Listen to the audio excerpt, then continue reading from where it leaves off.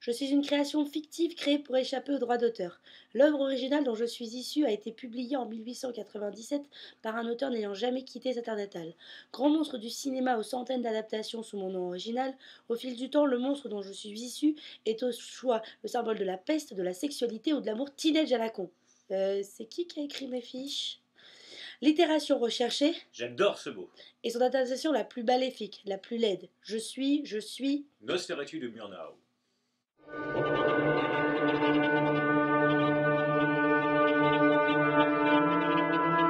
Lorsqu'en 1897 est publié le roman Dracula de Bram Stoker, très vite les propositions et les tentatives d'adaptation affluent. Mais le réalisateur, Friedrich Wilhelm Murnau, alors à son 10e film, demande au scénariste Eric Galen de trouver un moyen de ne pas payer de droits. Nous sommes en 1922 et bien que Stoker soit mort en 1912, sa veuve, Florence Stoker, profite pleinement du roman pour vendre les droits d'adaptation à prix d'or. C'est ainsi que le personnage du comte Orlok, ou Nosferatu, est créé.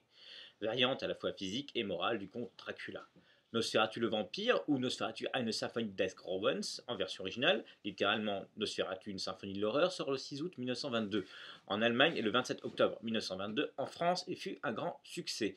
Mais malgré tous les changements apportés, qui certes n'étaient pas forcément criants, la veuve Stoker intente un procès à Pranafilm qui durera 3 ans. Le jugement fut simple, les copies du film devront être brûlées en juillet 1925.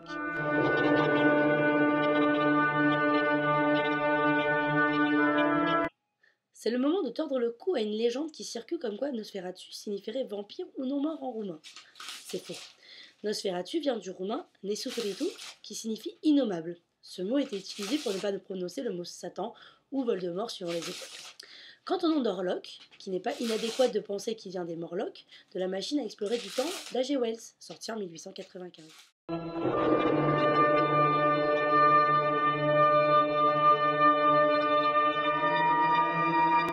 Coup de théâtre, en octobre de la même année, la British Film Society demande à Florence Stoker de patronner un festival de cinéma à Londres. Celle-ci apprend que Nosferatu fait partie des films programmés. C'est donc un deuxième procès qui s'engage. En 1928, Universal Pictures achète les droits du roman Dracula et la copie est envoyée aux USA pour être détruite. Il n'en fut heureusement rien. Ce ne fut pas la seule d'ailleurs à échapper au carnage, des copies réapparaissent sporadiquement d'Allemagne, des USA et d'Angleterre, et même une curiosité, une version sonore non autorisée par Murnau est présente à la Cinémathèque française. Intitulée Die 12. Stunde, la 12e heure, elle a la preuve qu'il est parfois plus difficile de faire disparaître un film qu'un vampire.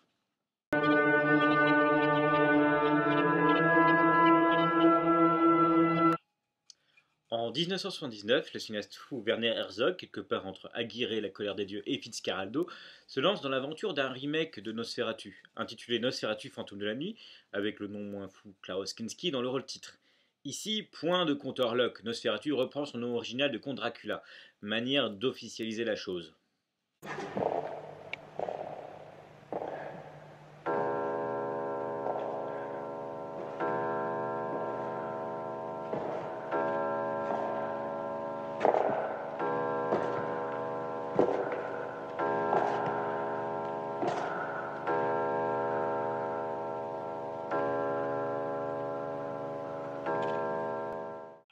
Suite tout aussi appréciée par les amateurs d'horreur, on y voit un Klaus Kinski au sommet de son art halluciné, envoûté par une Isabelle Adjani alors en pleine ascension.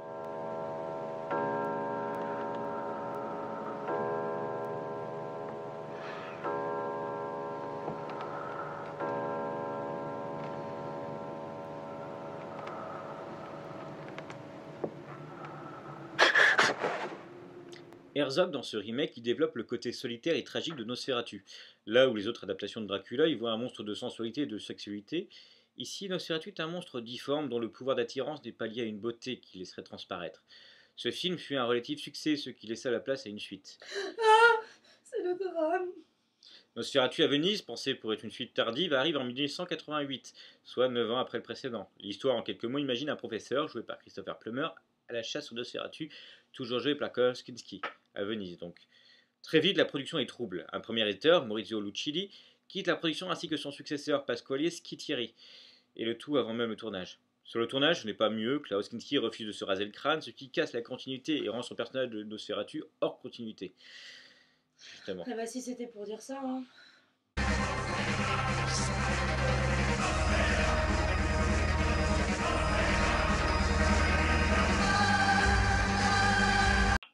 Mario Caiano, le troisième réalisateur appelé, démissionne en plein tournage. Kinski lui aurait lancé un miroir en l'insultant devant toute l'équipe. Petite nature. C'est donc le producteur Augusto Caminito qui le termine.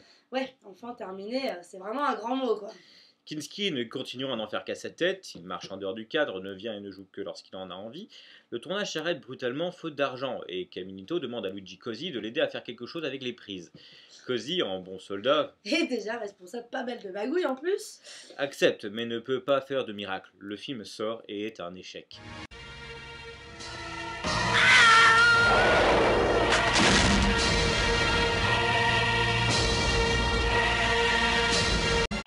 Malgré cet échec, la qualité des précédents opus ont fait que Nosferatu est resté dans les mémoires. Pas comme cette adaptation Nosferatu sur Super Famicom sortie en 1994. Et même si le personnage n'est qu'une version déformée de Dracula, on peut penser que cette émanation a réussi à s'émanciper pleinement du personnage original.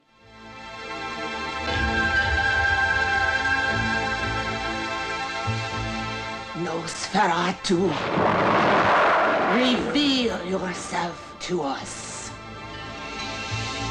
Vampires. Professor Catalano is the world's leading authority on the subject. Did your search for vampires bring you to this? Vampires are everywhere. May you plunge into the bottomless abyss for all eternity!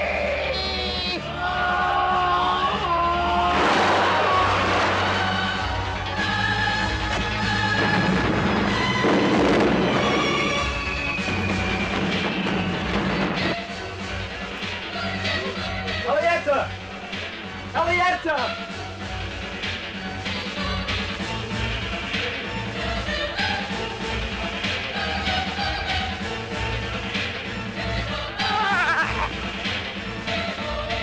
It was Nosferatu. Yes, we summoned him. He answered, and he will kill again. What can we do? Love, only love can kill him now. The love of a consenting virgin. The very moment he possesses her, he will die. Something he has sought for 1,000 years.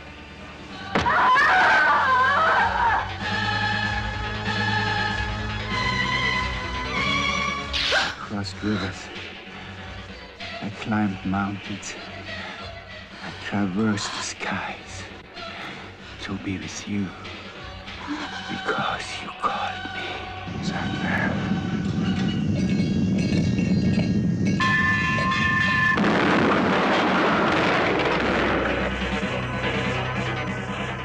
I want to die if you wish. And that's what I want most, to give you death. Love is the antidote to evil. The love of an innocent. The very moment he possesses her, he will die.